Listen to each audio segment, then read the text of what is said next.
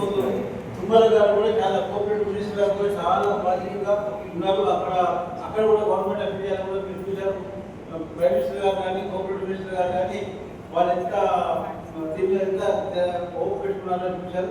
తర్వాత ప్రసాద్ గారిని కూడా చూసాం. మనం అందరం కూడా ఏ స్టేజ్కి వచ్చినామంటే మనం డబ్బులు పెట్టుకొని కొనుక్కొని అదే రైతు పండించినప్పుడు కూడా రైతే కొన్ని బస్సులు కొనుక్కోవాలి, కొన్ని 75-80% కొనుక్కోవాల్సిన పరిస్థితి ఏర్పడిన తర్వాత మళ్ళీ రోగాలు తెచ్చుకొని హాస్పిటల్ కూడా జరుగుతుంది.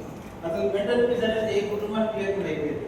ఒకరికో పిల్లల ఎడ్యుకేషన్, రెండోదేమో పనికిరాని ఫాల్స్ ప్రిజేషన్ కోసం ఎక్స్పెండిచర్, మూడవది మెడికల్ ఎక్స్పెండిచర్.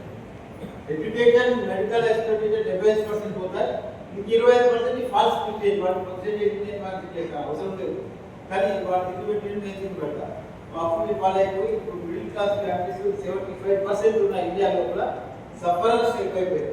కాబట్టి ఇవన్నిటికీ మూలం కోఆపరేటివ్ వ్యవస్థ అనేది ఇప్పటి కాదు, 120 సంవత్సరాల కింద స్టార్ట్ అయిన కోఆపరేటివ్ వ్యవస్థ. కాబట్టి ఇప్పుడు ఏదైతే facts plus conversion to the transition మోడ్లో ఎక్కువ వస్తున్నాయి. కాబట్టి ఇప్పటి వరకు లెర్నింగ్ నుంచి ఇప్పుడు మీరు బిజినెస్ మోడ్లో పోతా ఉన్నాం. సో ఇప్పటి వరకు వన్ యాక్టివిటీ ఉంటుంది లెర్నింగ్.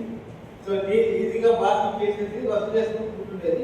దానికి రకరకాల కొంతమంది కమిటీ ఆఫీసర్స్ ఉంటారు, కొంతమంది కమిటీ చైర్మన్స్ ఉంటారు, కొంతమంది కమిటీ మెంబర్స్ ఉంటారు. ఒక్కొక్క దగ్గర ప్రకారంగా ఒకటి మన రికవరీ పర్సెంటేజ్ ఆధార్ అయితే ఏంటంటే ఒక 67% ఉంటుంది. 1,00,00,000 కోట్ల రూపాయలు వ్యాక్స్ ద్వారా మన తెలంగాణ స్టేట్లో ఇస్తే ప్రతి సంవత్సరం ఒక 67,000 కోట్ల రూపాయలు కలిసి జరుగుతుంది. మిగతాదంతా రకరకాల స్నాక్నెస్ తోటి, డేరినెస్ తోటి, కేర్లెస్ తోటి, కరప్షన్ తోటి 33% ఆగిపోతాం.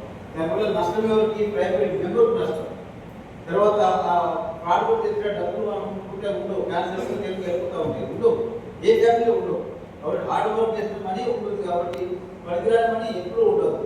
మన మంచి ఉంటే భార్య మంచి ఉండదు, భార్య మంచి ఉంటే పిల్లలు మంచి ఉండదు, ఏదో ఒక సఫర్ అయిపోతాం. కాబట్టి it is the best time to perfectly మనది మనం ఒక కుటుంబ వ్యవస్థగా ప్యాక్స్ని మన ఎఫ్ఓస్ కన్వర్ట్ చేయడానికి మంచి అవకాశం అందరికీ దొరికింది. గొప్ప అవకాశం, ముఖ్యమంత్రి గారు కూడా గొప్ప అవకాశం, తర్వాత మేడం గారు కూడా గొప్ప అవకాశం.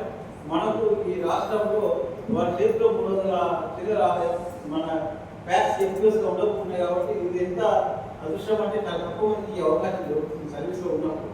కాబట్టి దీన్ని ప్రాపర్గా అభివృద్ధి చేసుకొని నేను డీటెయిల్స్ బోధించుకోలేదు, ఎందుకంటే డీటెయిల్స్ అందరూ చెప్పారు what is the objective of the FO అని చెప్పారు. కాబట్టి there is a tremendous scope. ఇప్పుడు ఏంటంటే మనం చూసాం ఇండస్ట్రీ అప్గ్రేడ్ అయితే ఫుడ్ మనకి ఫస్ట్ ప్రాబ్లం చరిత్ర ఏమొచ్చిందంటే బ్రిటిష్ గవర్నమెంట్, ముస్లిం గవర్నమెంట్. ఫస్ట్ ముస్లింతో 1900 సంవత్సరాలు బ్రిటిష్ వాళ్ళు వచ్చారు. బ్రిటిష్ వాళ్ళు పోగానే మనకి ఇండిపెండెన్స్ వచ్చింది, అన్ని మనమే తయారు చేసుకోవాల్సి ఉంటుంది. కాబట్టి స్లోగా 70 సంవత్సరాలు పట్టినప్పటికీ కూడా ఇంకా కొత్తదనంలో ఉన్నాం. ఈ మధ్యకాలంలో కొద్దిగా లేజినెస్ ఏర్పడదు. కాబట్టి మనం అంతా కొనుక్కొని తినడానికి అలవాటు పడిపోయాం. సో వ్యవసాయం టోటల్గా కొలాప్స్ జరిగిపోయింది. భూమి అనేది కంప్లీట్గా ఒక మిషన్ లాగా తయారు చేస్తుంది. భూమి ఎక్కువ కూడా మిషన్ కాదు, వాటి కూడా మిషన్ కాదు. ఇప్పుడు పొద్దు నుంచి సాయంత్రం దాకా 50 ట్యాంక్ దాకా ఉంటుందా బాడీ? పొద్దు నుంచి 50 సార్లు ఒక 4 లీటర్ల మందు దాకా ఉంటుందా బాడీ? కొన్ని రోజులు కొలాప్స్. అదేవిధంగా భూమి కూడా ఈ 1965 తర్వాత టోటల్గా మనం కొలాప్స్ చేశాం. అదేవిధంగా మన లగ్జరీ కోసం అని టోటల్గా ఈ మ్యాటర్ మొత్తం కంప్లీట్గా పొల్యూట్ అయిపోయింది. ఎన్విరాన్మెంట్ పొల్యూట్ అయిపోయింది, గ్రౌండ్ వాటర్ పొల్యూట్ అయిపోయింది, సాయిల్ పొల్యూట్ అయిపోయింది, ఫుడ్ పొల్యూట్ అయిపోయింది, మనిషి పొల్యూట్ అయిపోయింది.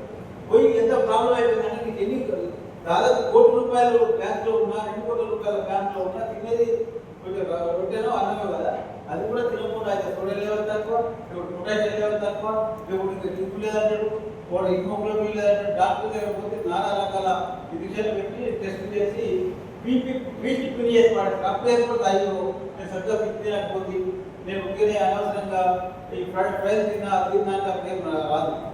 కుటుంబం అంతా సఫర్ అయిపోతుంది మా తోటి. కాబట్టి చాలా చక్కటి అవకాశం.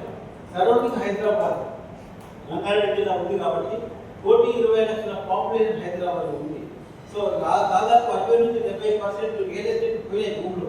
ఇంకా ఉన్న భూములలో కానీ టోటల్గా దాదాపు సంవత్సరానికి రోజుకు దాదాపు ఇక్కడ 150 నుంచి 200 లారీల కూరగాయలు ఉంటాయి. అదేవిధంగా ఇక్కడ కూరగాయలన్నీ కూడా మనం కూరగాయలు అమ్మేది పోయి పండించేది పోయి రిలయన్స్ కూడా ఉంటాడు. రిలయన్స్ పెద్ద మోర్ అమ్ముతాడు, టాటా అమ్ముతాడు, గుర్రెలు అమ్ముతాడు, ఐటీ అమ్ముతాడు, వాడి కూరగాయలు అమ్ముతాడు.